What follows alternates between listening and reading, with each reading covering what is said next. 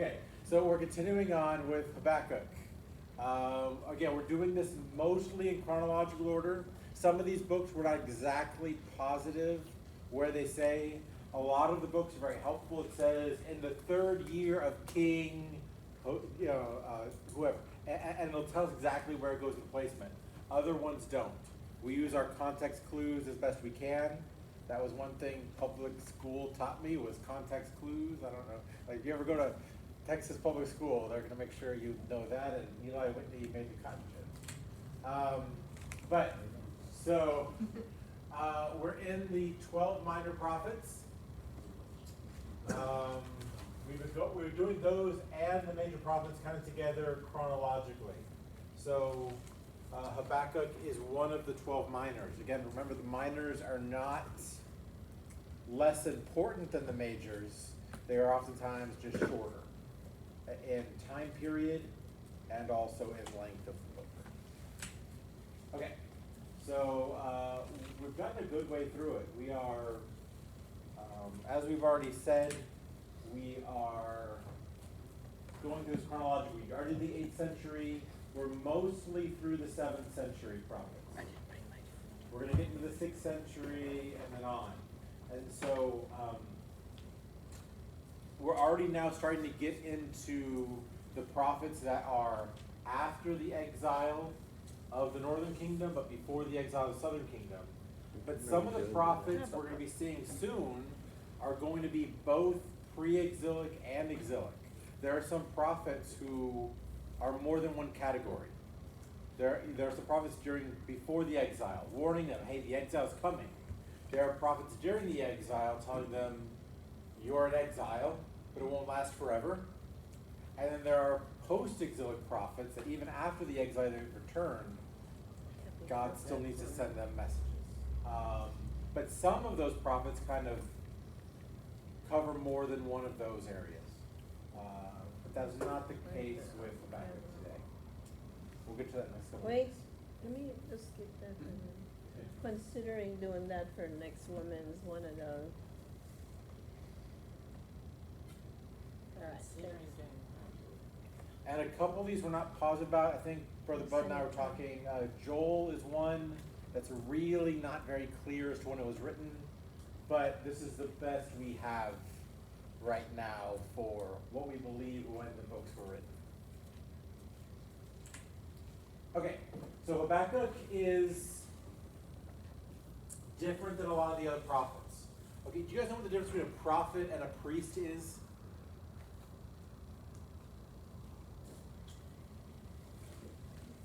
What is the difference between a prophet and a priest? Okay. Prophet.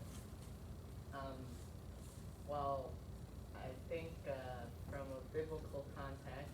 That's good context. Yeah. No. Anybody got a guess? One prophesies and the other one intercedes as Okay. a priest, right? Good, yes, a prophet would prophesy. Yes, and so what normally, the way this works, is a prophet speaks God's word to the people. Okay? God gives that prophet a message, the prophet relays to the people. Like Jonah, God sent Jonah to talk to the Ninevites. He prophesied to them. He was a prophet to them. A priest oftentimes goes the other direction. On behalf of the people, speaks to God. So, God, we have sinned against you. We're going to sacrifice. We are going to, he intercedes for the people.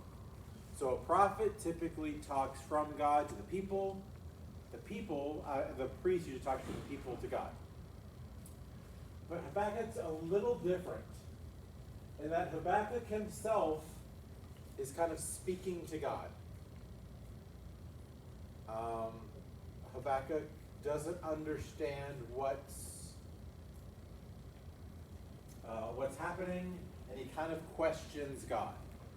It's not always the best place to be, but that's how the book begins. So he's going to kind of question God, and God's going to respond to him, and God's going to tell him, write this down for the people. And that's where, it's 3 chapters, We'll go through the major sections as we go through it. But,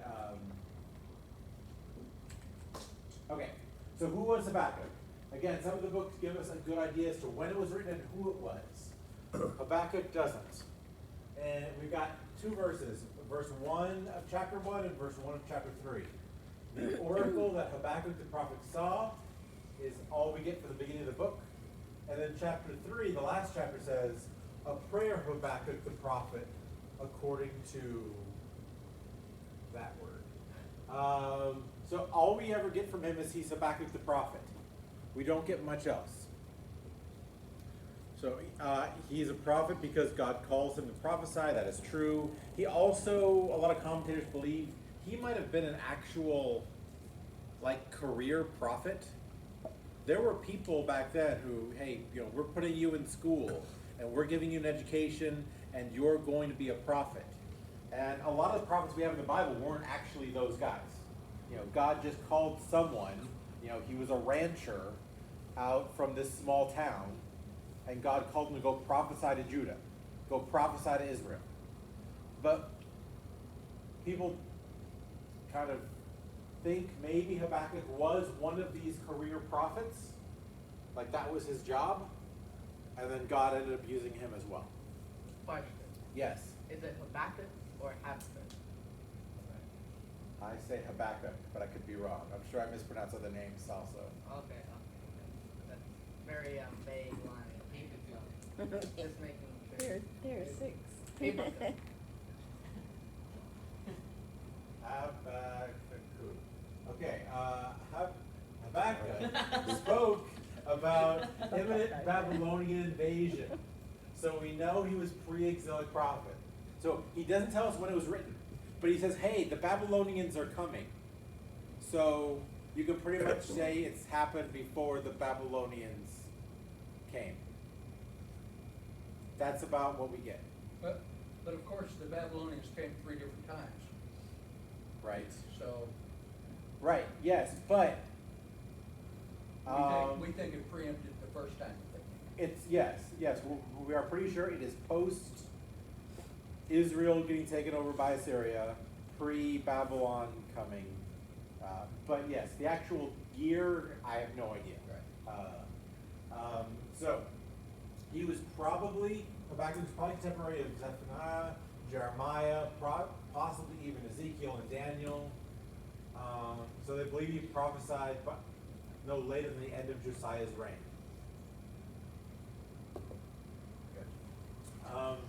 So we do believe he was at 7th century, but towards the end. We just don't know for sure. But some of these other prophets that we're mentioning are going to be those either prophets that are prophesying both pre-exile and during the exile, or prophets that were just prophets during the exile. So he's pretty late, we think, in the pre-exilic prophets. But, he's warning them, hey, Babylon is coming. And so we believe he's right here in this time frame. Okay, so we believe the fall of Israel was about 722. The fall of Judah was 586. We believe he was in the middle. Let's just put him at 640. But could have been even later than that. He's in between the two falls. But he's still considered pre-exilic, because we're talking about the exile. We're mostly talking about the exile of Judah. We're talking about when Jerusalem gets taken over.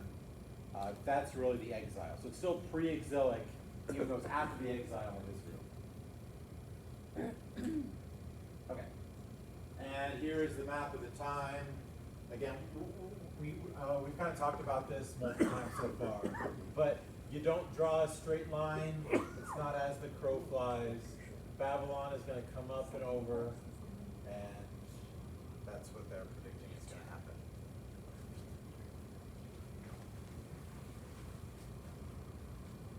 Okay. So, Habakkuk complains.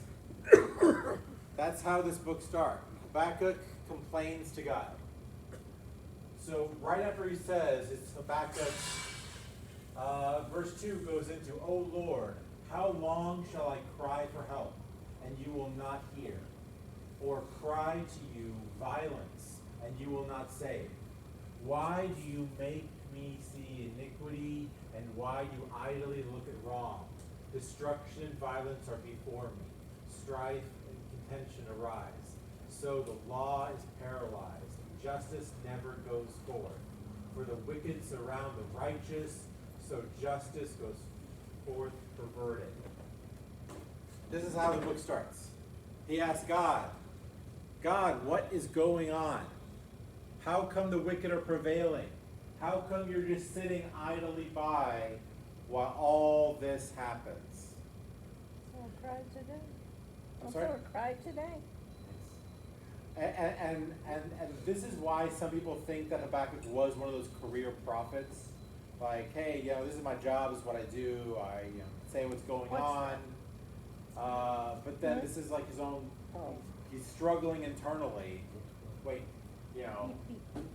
everything I see around me is going so poorly, what's going on, God? Answer to me. That's a dangerous place to be, asking God to answer to you. It's happened to other people in the Bible and didn't go so well. But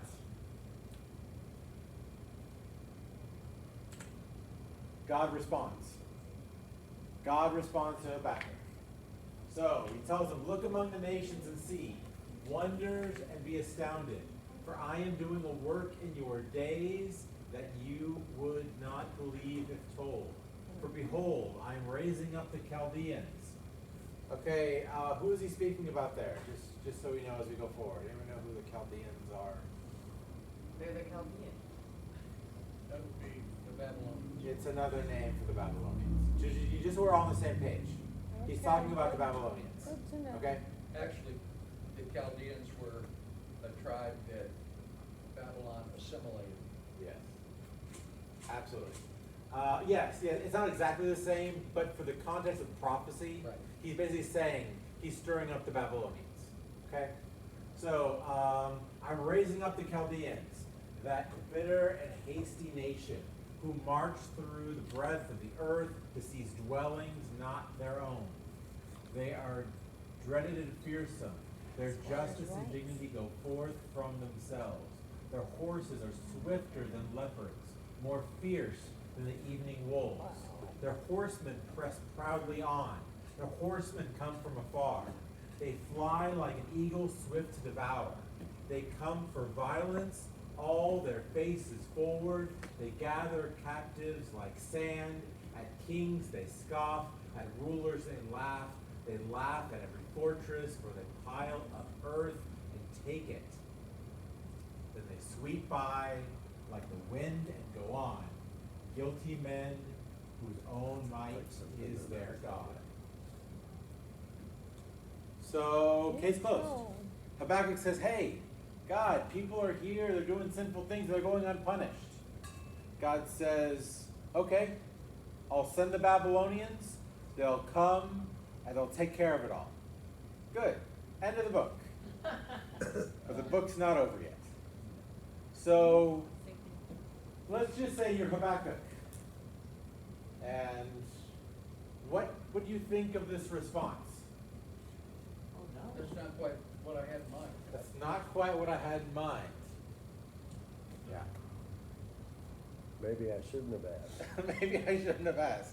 But wear what you wish for, absolutely. And he's very clear here with his imagery. The horses are swifter than the leopards, more fierce than the evening wolves. Goes on and on. What's going to happen? So depending on how late this is, Babylon has probably already rattled swords against Assyria. I don't think by this time they've already taken Assyria over along with the Medes and Persians, but they have probably had skirmishes with them. And that would play into what Habakkuk is probably talking about here. Absolutely. So, Habakkuk doesn't say thank you. He doesn't say, sounds good to me. Habakkuk now gives his second complaint to God. So, verse 12. Are you not from everlasting, O Lord my God, my Holy One? We shall not die, O Lord. You have ordained them as a judgment, and you O rock, have established them for reproof? You who are pure, you who are of pure eyes, than to see evil and cannot look at wrong? Why do you idly look at traitors and remain silent when the wicked swallow up the man more righteous than he? The Babylonians, they're even worse. Why would you use them? God, you are pure. How can you look on such evil? You're going to let the wicked swallow up a man more righteous than he is? So sure, the people here are not doing what they're supposed to be doing. But you're going to use an eviler people to punish them. Habakkuk isn't happy with God's response.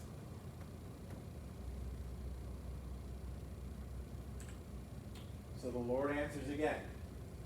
And the Lord answered me, write the vision, make it plain on tablets, so he may run who reads it. For still the vision awaits its appointed time. It hastens to the end. It will not lie. If it seems slow, wait for it. It will surely come. It will not delay. Behold, his soul is puffed up. It is not upright within him, but the righteous shall live by faith. By his faith. So, first off, his original complaint was, God, why do you just sit idly by when evil is prevailing? I think the question in itself is flawed.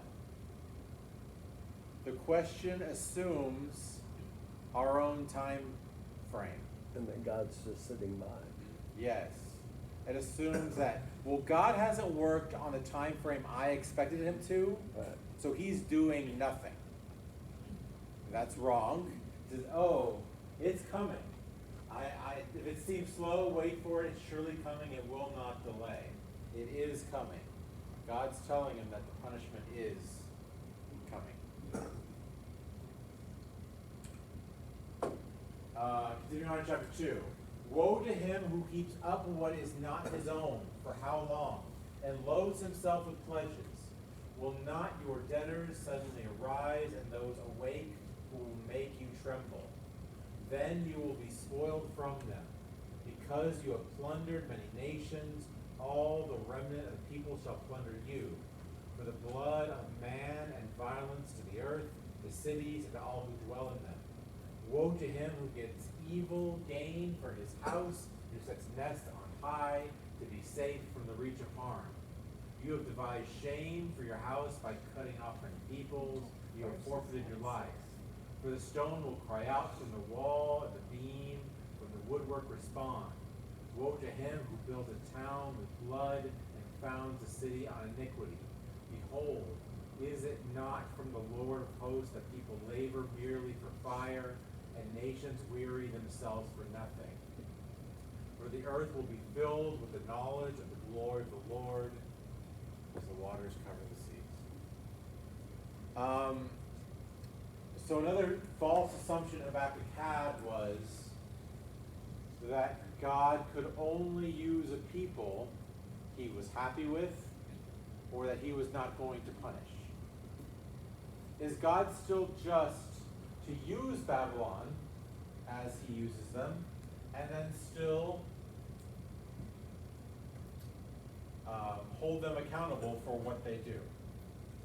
That's above our judgment level.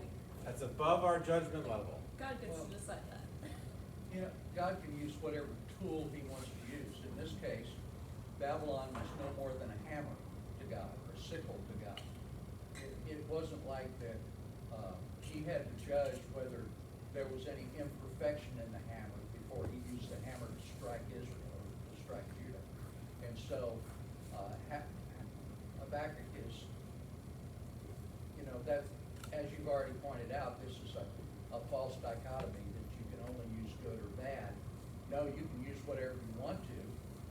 Just because the tool is flawed doesn't mean that it's incapable of being used. Absolutely. And as a very flawed instrument myself, I'm thankful for that. You know, if God only used me for His purposes for ministry when I was without flaw, Right. I would not have used it. And so it is very possible for God, and we're going to see this in multiple prophets as well, that God is going to use Babylon as He sees fit. He has a purpose for Babylon, but that does not give them a free pass either. They will still be held accountable as well. Well, there's another problem too, in that Habakkuk makes the assumption that they're not more pure than Israel. Right. Who's to say? Who's that judge? Well, You only see what you want to see. We see that there's a lot of negative about Babylon, but there could have been a lot of positive that we. Historically speaking, It's not our you look people. at the records, and they were notorious for sacrificing their children to idols. I don't know, Israel did do that. I'm not sure if they were doing this at the same time, though. In that case, I would say that Habakkuk is probably right that. God can do what He but- wants to do. But different. No, I'm not arguing that, but the Chaldeans were worse, probably. Different people are better or worse at different times. I mean, you look at the Assyrians after Jonah had gone up there, and they all repented, Right? right? And Yeah. then, 150 years later, when Right. Babylon and, I mean, the punishment was that Assyria would be overthrown by Babylon and the Medes and Persians. But at the present moment, though, which is what I think Habakkuk was talking about. He thought that they were worse. Right, but there's a false assumption that God grades on a curve. As long as because like you take a final in college, it doesn't matter how poorly you do. If it's a grade on a curve, you just have to do better than the average kid. As long as I do better than the average student, I'm doing okay. Yeah. Like, hey, Israel, we're not great, but we're better than they are. Right. As if that somehow is a pass, and it's not. My Right. kind of teacher. I'm sorry? I said that's my kind of teacher. Grades on the curve. Okay, so Habakkuk 2:18. What profit is an idol when its maker has shaped it? A metal image, a teacher of lies. For its maker trusts his own creation when he makes speechless idols. Woe to him who says a wooden thing, awake, to a silent stone, arise. Can this teach? Behold, it is overlaid with gold and silver, and there is no breath at all in it. But the Lord in his holy temple, let the earth keep silent before him. Let all the earth keep silent before Him. Don't question. Yes. Might have been Esau or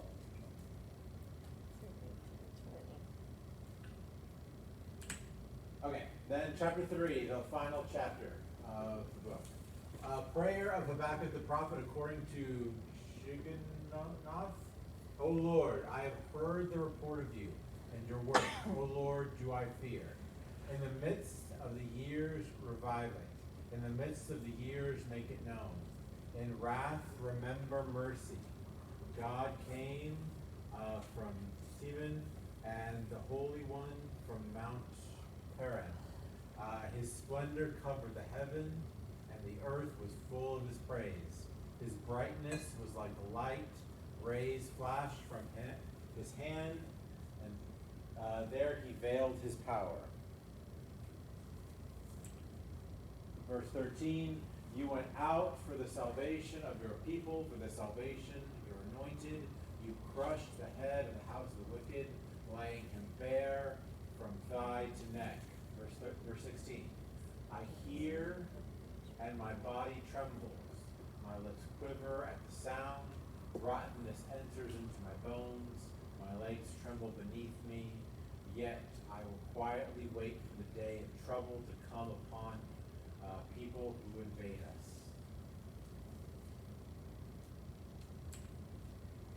And then 17, the end of the book. Though the fig tree should not blossom, nor fruit be on the vine, the produce of the olive fail, and the field yield no food, the flock be cut off from the fold, and there be no herd in the stalls. Yet I will rejoice in the Lord. I will take joy in the God of my salvation. God, the Lord, is my strength. He makes my feet like the deer's. He makes me tread on my high places. To the choir master with stringed instruments. That is the end of the book. And so what we see here, so his original complaint, you remember what his original complaint was? People in my, all around me are woeful sinners, Absolutely. and you need to do something about it. You need to do something about it. His original complaint was, yeah, evil is spreading, but I think he was really saying, and God, you've done nothing about it. It really feels like his complaint was about God. God, there are sinful people around there, and you're not getting anything done. You're not working on my timetable. Well, now we get to the end of the book, and we see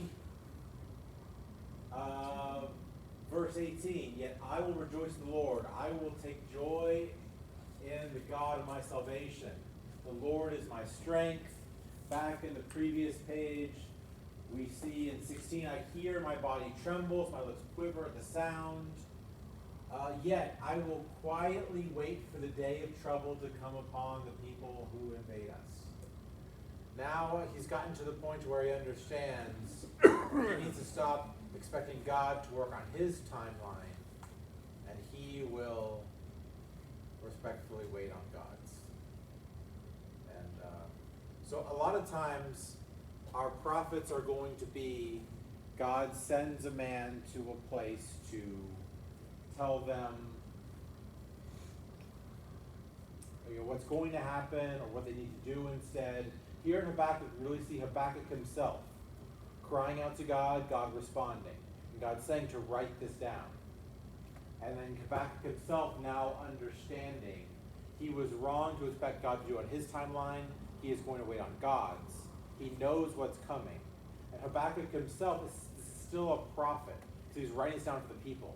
He himself is a type.